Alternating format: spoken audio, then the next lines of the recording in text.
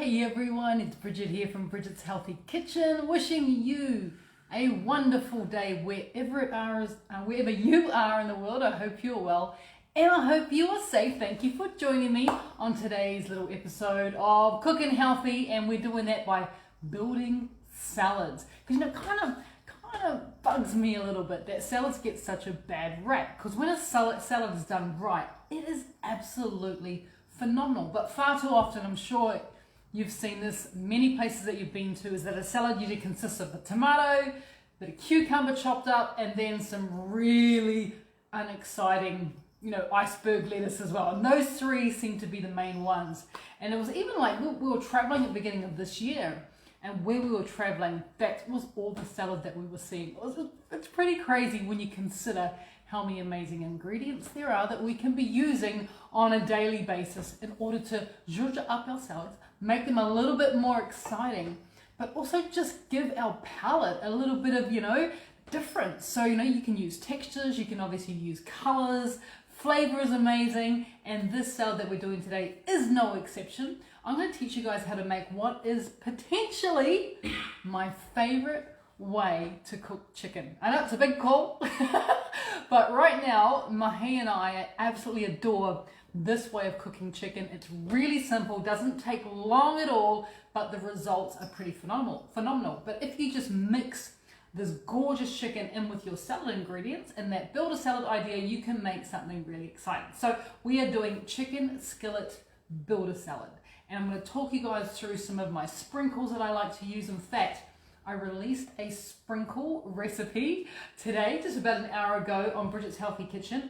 If you ask nicely, Mahi might put a link up to that sprinkle recipe that we've just released, not even an hour ago. It is two of my favorite sprinkles.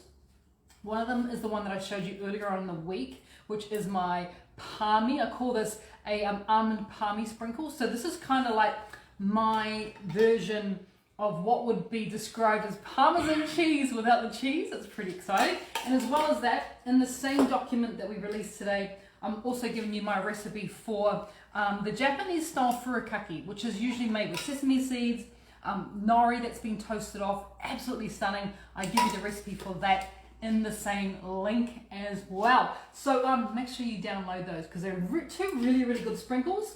And today we're going to be using the furikake because that works really well on this chicken dish. So firstly, when you come on down to my bench, let's get into the recipe.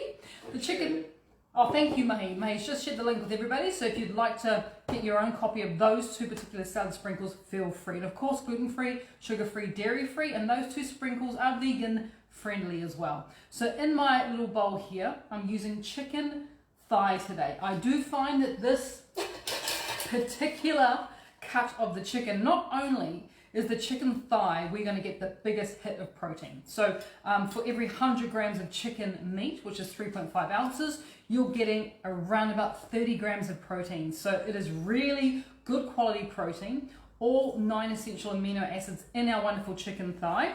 So I'm using chicken thigh today because it's got good flavor, but as well as that, it's really, as I was saying, good and high in protein. So for per person, if you want to allow around about 125 grams of chicken per person, I've got about 500 grams in here. And the first thing that I'm going to be doing, and you can even do this in advance if you want to, is I'm going to be making a bit of a marinade, of course. And the marinade is easy, and this is the best part. Sticky sauce, fiber syrup. That's all there is to it, and it is so delicious. So for 500 grams of chicken, you need to allow about 4 tablespoons of sticky sauce, because you really want to get it all over the chicken there. And to that 4 tablespoons of sticky sauce, there we go, looking beautiful, I'm going to be adding in 2 tablespoons of fiber syrup. So as you can imagine, the fiber syrup is going to make it a little bit sweet, which is very exciting, and the sticky sauce is going to make it lovely and sticky. So if you wanted to, at this point in time, you could, of course, allow this chicken to marinate. You could allow this chicken to marinate overnight. I know what some people do like to do is they like to marinate their meat in things like the sticky sauce, a little bit of fiber syrup, and to do that and put them into plastic bags and then freeze them down. That works so incredibly well. And you know, the longer that you keep it in the marinade, the better it's going to be. But let's just say you're in a hurry. I wanted to not marinate it because I want to show you guys that even if you are in a hurry, you can still make this dish. And you know, you don't have to, oh, I haven't marinated my chicken. Yes, it will taste better, but if you are, you know, a little bit pushed for time, you can still do this as well. So ideally, you're marinating it for about 24 hours, or like I said, in the freezer. But if you don't have that sort of time on your hands, there's nothing wrong at all with doing this. So behind me, I'm not sure you can see that, I have my skillet already on, aka cast iron frying pan. So it is hot, hence why I'm putting it on that, on this little wire rack. I don't want to burn my chopping board. I just want to show you guys, obviously it's going to go into a hot pan. And we're going to make sure, once it goes, oh, it's not even that hot, it's not even sizzling.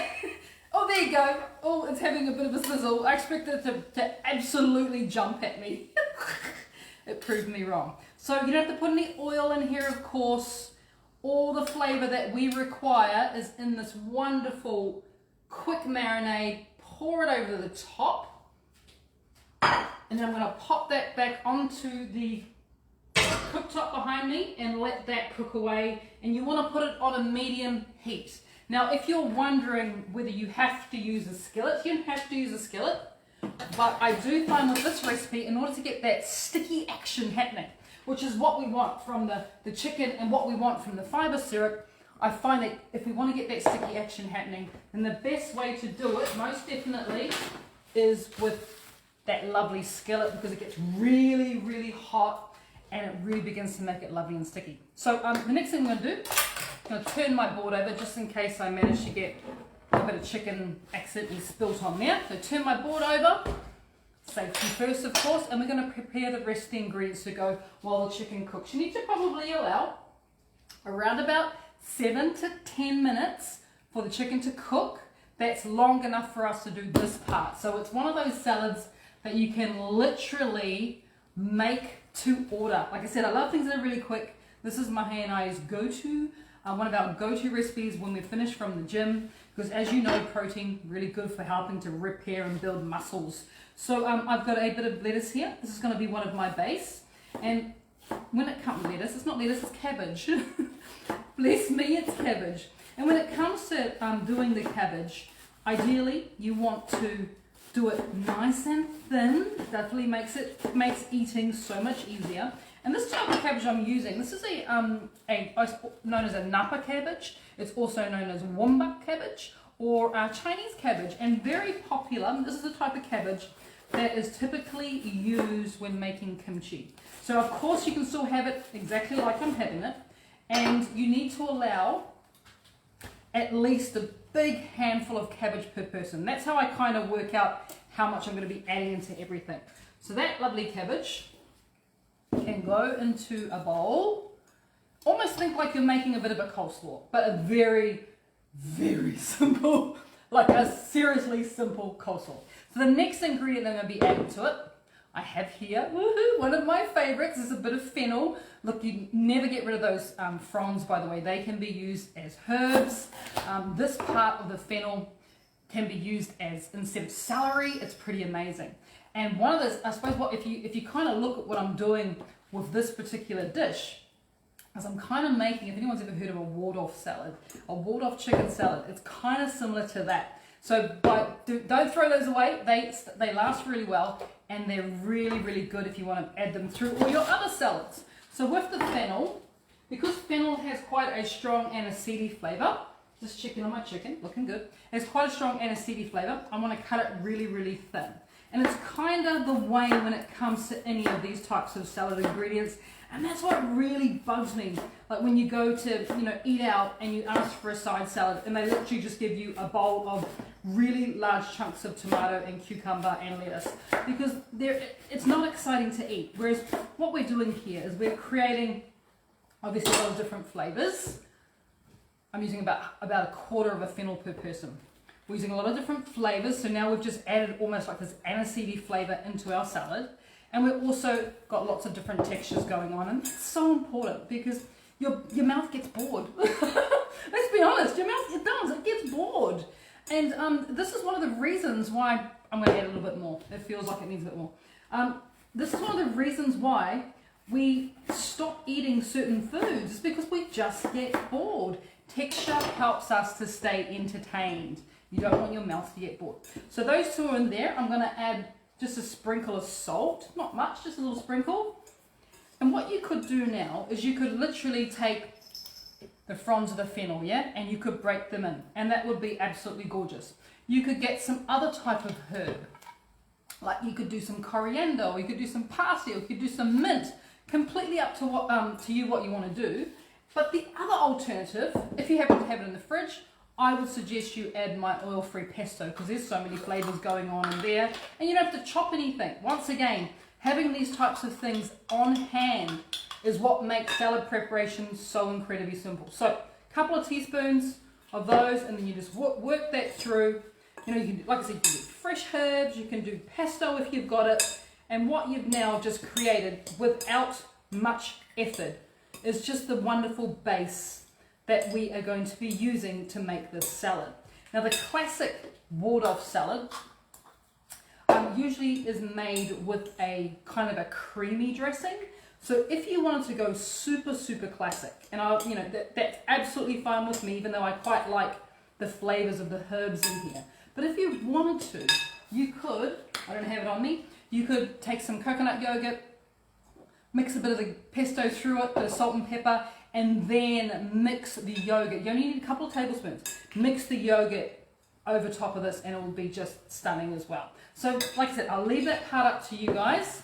I personally prefer just that freshness from the herbs rather than it becoming too thick. Now let me I'm just checking on my chicken. Not sure if you guys can see. Can you see? Not really, sort of. Just having a little bit of a look. Looking good. Thank you, chicken. You're looking great. Like I said, you need to allow around about sort of 7. Oh, look at the colour we're getting on. Can you guys see that? Oh, I wish you could see that. We're getting an amazing colour. And the cat's giving me her approval. Right down here, she's meowing. She knows I'm cooking chicken. She always knows. She's amazing. All right, that salad is done. There's not much else that this actually requires. It's a pretty quick recipe, as I was saying, but you get to play around with it as well. So when it comes to laying out, pretty much the majority of the chopping is done, but I'm going to be serving it in a bowl like that today. So that's what we're doing soon. But there's just a few more bits of chopping that we need to do, nothing too major. Being this kind of ward-off style chicken salad, I'm going to be using a green apple, of course. And why do we use green apple? Really low in sugar, so really low in natural fructose, and high in pectin, which is really good for our stomach as well. And I love the tang. So pick the tartest apple that you can find, and you need to allow, depending on the size of your apple, mine's about just under a medium. Mine's sort of small to medium. So I'm going to be allowing 3/4 of an apple per person. You don't need to peel it, of course, because most of the nutrients live under the skin. I'm just going to be chopping it into some chunks, just like this. Just a few little chunks. Once again, it's all about the texture. And as I was saying before, so many people, don't give enough concern to texture. And one of the things that we love is we love crunch. We love anything that goes crunch. And what is better than a bit of fresh apple? So now that that's done, if you were not eating this salad straight away, maybe you're preparing it for lunch or to take out of the home or preparing it for tomorrow.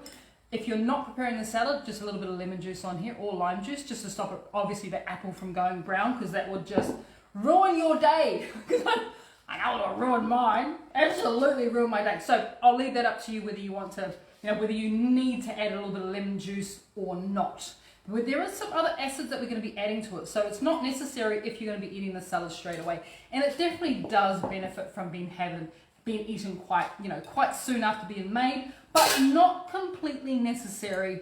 You can make it in advance. So when it comes to, I guess, displaying the salad, I'm one of those people that I don't like things to be all mixed through. I prefer to mix them through myself. And this is a really good idea if you are prepping for, tomorrow or for later on, is you don't want to mix all the ingredients together. Because when we mix them all together, the chances of, you know, the apple getting soggy in there kind of increases. So we definitely want to avoid that. So those go on there. By the way, just letting you guys know, the smell coming from behind me is pretty good. Yes, Mahay's got a question. Linda's asked, maybe a silly question, but what is the difference with a skillet and a frying pan? Okay, so a skillet is the American word for, I just want to show you guys what I've got here. A skillet is kind of your American version of cast iron frying pan. So what you're after ideally, and it's so not a silly question by the way, it's a brilliant question, I should have explained it before. What you're ideally after when it comes to cooking this dish is you want something, I'm just going to put it onto the other, there we go. I realise I've got it on a really small little element, we want it to speed up a little bit. When it comes to cooking this dish, the heavy bottom frying pan will create a better stickiness than, let's say, a thin frying pan or a wok. We may find that we burn it if we've got a really thin base frying pan, hence why you don't really get much heavier than the old cast iron. So that's going to heat really well, it's going to colour really well, and it's going to help the liquid that I have in the pan to reduce and, as I was saying, get lovely and sticky for my chicken, which is kind of what's happening already, which is absolutely wonderful. But I'm doing this all, remember, on medium heat. This is all done on medium heat. There you go. Yeah, I've just increased the size of the element. My last element was like this, so when you've only got that much fire, it's not very effective. You need a bigger element. Same medium heat, but it's just giving more surface space, more surface for the flame to actually cook it faster. So we've got those two there, which are looking pretty good. The other thing that I like to add on, another classic when it comes to a Waldorf style salad, is of course our walnuts. And walnuts are so incredibly good for us. They're one of the best nuts when it comes to how well it works in our body. So I would take, you know, a good hand, sort of not good, but that sort of size per person of walnuts. If you don't like walnuts, of course you can use something else. You don't even have to add nuts if you want to do a nut-free version. Leave it up to you. But walnuts are the classic once again, and they do go really well with apple. I'm sure you've all heard, you know, apple and walnut. You know, there's apple and walnut muffins and all that sort of stuff. That is because the flavors of the two work really, really well. You didn't see me do that, sorry. I did that off camera. Apologies. All right, we're nearly there. All we're waiting for really is our chicken, because the last kind of things that we want to do, I will be adding pickled onions to my, not classic at all in a chicken salad, but love it, hence why I'm doing it.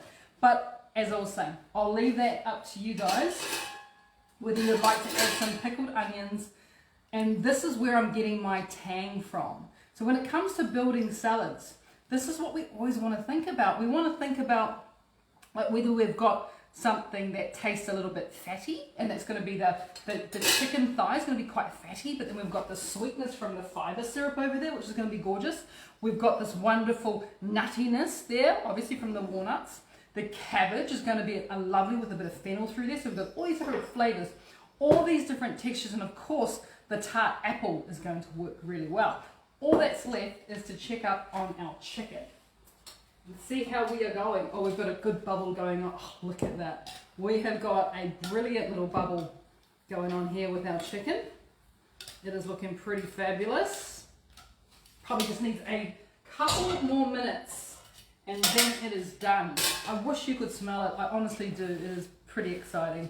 But when it comes to these salads that we're talking about, there are ways that we now can zhuzh it up. So one of my ways that I like to add to any of my types of salads or gut healing bowl is I always like to go for these little salad sprinkles. These little salad herbs or sprouts. So in here I have broccoli sprouts, which are incredibly, this is basically baby broccoli. That's baby broccoli. We make our own sprouts here. And these broccoli sprouts have 100 times more nutrient value than big broccoli. 100 times. They are pretty incredible. They have this phytonutrient called sulforaphane. And sulforaphane is incredibly good for our body. So you know how good broccoli is. Times it by 100 and you get broccoli sprouts. So you add something like broccoli sprouts to a dish like this.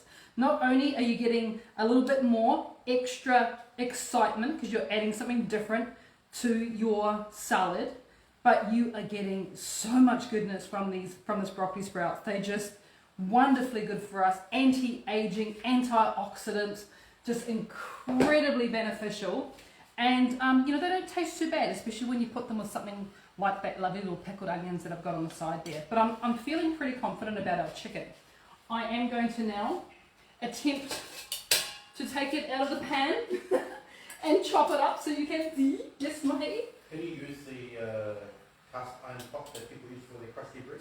Yes, that's a great question. Could you use the cast iron pot that we use for our crusty bowl bread? 100%. It's got that lovely heavy bottom. It's going to give you, look at that, after not so long, look at the colour that we've achieved.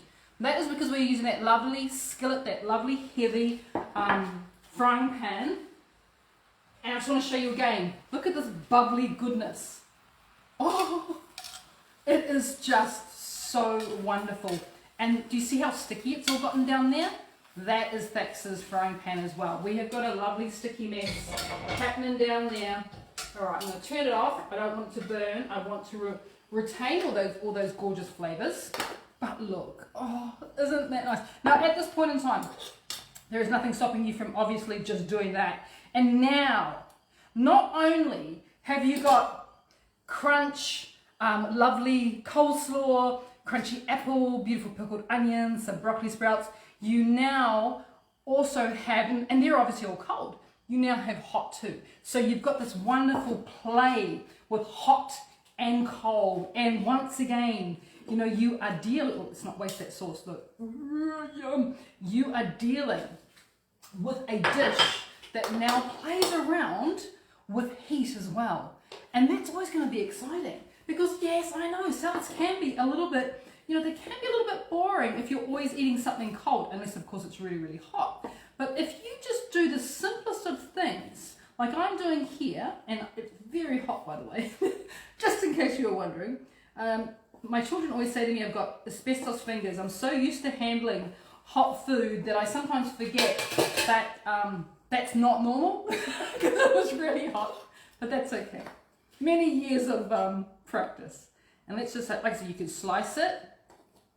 You could, oh my goodness me, oh, it smells so good. You can slice it, you can, you know, leave it whole, completely up to you. But, you know, of course, I want you guys to see, we have not finished. So now that we've got the base, this is like the base of our salad. This is when you can start adding exciting things. Now this chicken reminds me a little bit of Hawaiian style chicken. It's very similar, or Korean barbecue style chicken. So it seems only fitting that I'm going to be placing that furikake seasoning on top of our chicken. I'm going to be sprinkling it on there, also over the salad. And now we've just added another wonderful dimension to it. And as I was saying, it's kind of fitting when it comes to this dish, because it does remind me of a very popular way to serve like a chicken dish or a plate lunch in Hawaii. So we're adding a bit of that. I'm also going to be adding, because I like the crunch. Where is it? Here it is. I do like the crunch. This is my buckwheat. These are just my buckwheat grouts, also known as buckwheat kernels. They look like that. They can be eaten raw, and they once again add texture and crunch to the salad, which is what we want. They're going to go on there. And the last thing that you could think about adding on, if you really wanted to, is a few of these wonderful hemp seeds as well. So, you know, when it comes to toppings for salads, these are just the things that you just always have around you.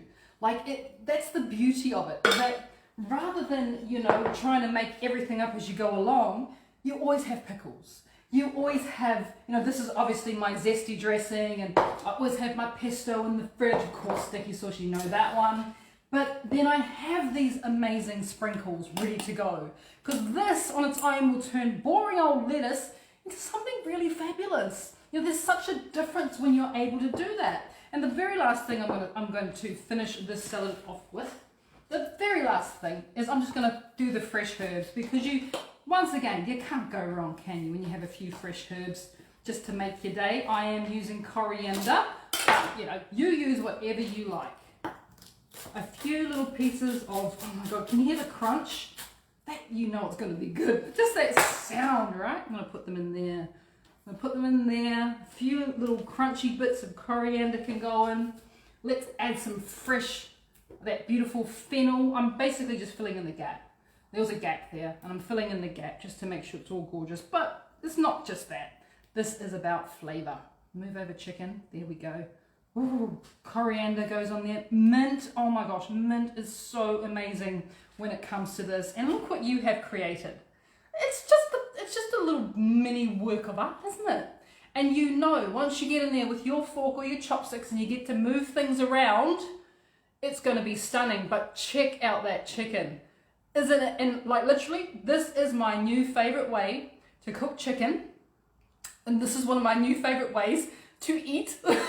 Because why wouldn't you want to eat this? It is so incredibly delicious and so good for you and so easy to make. So I hope you have enjoyed.